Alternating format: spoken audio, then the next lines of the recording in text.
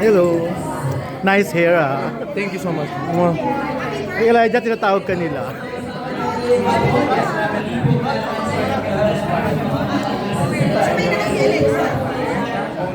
Na yun. Hindi pa to lumabas sa wall. This is fairly recent actually. We shot this, if I'm not mistaken, ano ngayon, August? Shot this around like May and June. I think meron pa a couple days in July. So it's fairly recent. Pero Happy birthday to me. happy birthday to me. Yeah, like Yeah. literally and the movie wise, like Literally, what's yeah. it about? First and foremost, It's an original concept by written and directed by Veronica Velasco, who I'm a fan of as well, yung mga pelikula niya. And it goes really absurd. It's about this kid that gets pranked by his father every birthday of his. Tapos umabot na sa point na, you know, he crossed the line in one of his pranks. Tapos gusto niya balikan yung tatay niya, mag-revenge. So, tignan natin. I mean, mapapanood natin. First time ko rin siya mapanood tonight, so I'm excited. all praises from Mr. John Arcilia kanina when we spoke to him. Your experience working with him. I mean, it's an honor and a privilege. I mean, he's one of our greatest actors of all time. And being able to learn from him, being able to witness him work up front in the flesh, parang isang malaking karangalan for me. And sharing the scenes with him, sobrang pinaglaruan namin. He's very collaborative as an actor and he really takes his work seriously. So nag-match kami in that aspect kasi I'm the same. He was saying that you were giving a lot, nagsabatuhan nyo sa mga scene. I tried. I hope I didn't fail you, Kuya John. Best actor ka daw ng Oo. generation.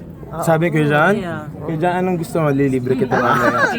Gcash ko na lang. Gcash. Hindi, pero birthday mo. How are you celebrating? I'll be shooting another film. I'm actually going out of the country tomorrow. What? That's why napaaga tong premiere namin. Kasi Finland, I think I can say that. It's under Mavex Productions as well.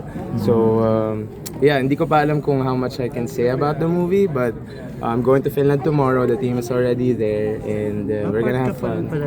Opo, dun ako magbo-birthday sa trabaho. Tas, At least sa mag-extend na happiest lang place din. on happiest country. Apparently, happiest country in the world nga daw siya, no? So, Walang advanced celebration here. wala po, wala pong advanced celebration. Maybe pagbalik, kasi puro trabaho pa sa ngayon eh. And parang itong mga past couple of days, nagabol naman ako Cinemalaya kasi konti lang yung mapapanood ko dahil alis na nga ako bukas.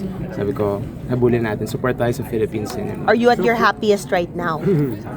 Not really, but it's okay because busy sa work, it's hard to ignore those blessings and spending time with the family, of course. Pero it's not the happiest moment of my life. You know, I'm really going through it. Pero just living life and focusing on work and focusing on the people around us. Ganun. Alright, thank you. Thank you. Maraming salamat Mamaya umiyak po. na dito.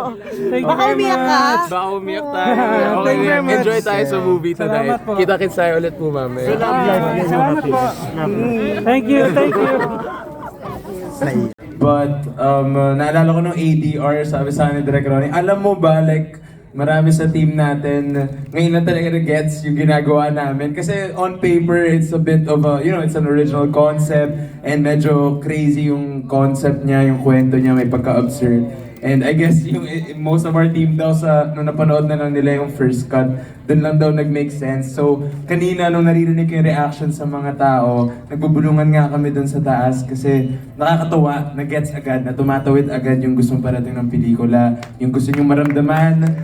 Feeling ko, napaka-reactive nyo. Salamat for being a great, great audience. And sana pagkalat po natin, let's help spread the word. HP to Me, August 19 na po yan, in cinemas everywhere. And it's written and directed by Veronica Velasco, starring these beautiful, amazing, talented people.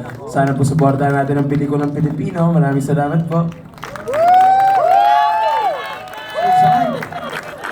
Okay guys, so yun na nga, nakita naman natin talagang obvious na pinapaiwas doon sa issue ng breakup nila ni Miles Ocampo. Pero kaya lang, may mga, yung mga hindi na ano doon, yung parang bulungan na lang, sinabi nga niya na baka maiyak siya habang magkikwento o habang sinasagot yung mga issue tungkol doon. Di ba nga recently napabalitang hiwalay na sila at may nakita nga na parang sinasabing kasama ni Elijah na babae, na artista rin alam ko sa isang probinsya o sa isang location nila. Pero ako nakita ko yung video na yon, parang may karugtong pa yun eh. Parang marami silang magkakasama doon at gina-guide lang for pictorial or mga ganun yung eksena doon. So, ayun. Pero pag i-observe mo si Elijah, ako obviously, nakita parang malungkot naman talaga ang kanyang mga mata. Yung parang hindi siya yung katulad ng Elijah noon na although nakasmile kasi Elijah kasi 'di ba ang asset niya talaga aside from yung mga mata niya, yung smile niya talaga kasi number one, ang ganda ng ipin niya sa totoo lang. Ang clear ng skin niya pag malapitan lalo. Tapos sobra ako nakagagwapuan ako sa kanya sa lalo sa personal. Ako kasi nung napanood ko talaga siya sa sa series nila ni Kokoy De Santos, parang sabi ko, ang cute-cute naman ito at ang galing-galing umarte. So anyways, ayun na. Hindi ko lang alam kung bakit kailangan ipaiwas magsalita tungkol kay Miles Ocampo sa breakup nila, 'di ba? Kasi lalaki naman si Elijah. Alam ko namang at matalino, no. Alam kong kaya niyang i-handle yung situation niya kung ano man 'yon. Masasagot niya yung mga tanong. Sana hayaan na lang kaya lang nga siguro dahil pelikula 'yon, premiere night 'yon ng HB To Me o Happy Birthday to Me.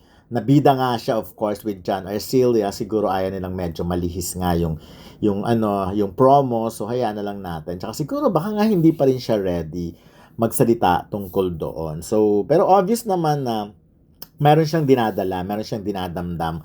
At malapit nga ang birthday niya. So parang sinasabi na kailangan maging happy sa kanyang kaarawan. But anyways, ayun na, kayo na lang, tignan nyo na lang. Ako, alam mo, tignan mo, kasi pag titignan mo yung mga tanya, obvious na hindi talaga may lungkot at parang hindi siya nakatulog, no? Yung ganun yung kanyang mga eyes. So, well, ako naman before, parang na-feel ko naman talaga na happy si Elijah at si Miles Ocampo pag magkasama talaga sila. Makikita mo Kaya lang, pero sabi nga nila, hindi naman daw ito ang first time na yun nga na nag-break, tas nagkabalikan, break, balikan. Malay natin baka magkabalikan pa rin. Ako, kung saan sila magiging masaya, ituloy lang nila. Kasi magkakilala na silang dalawa talaga di ba? So ako nangihinayang din kasi parang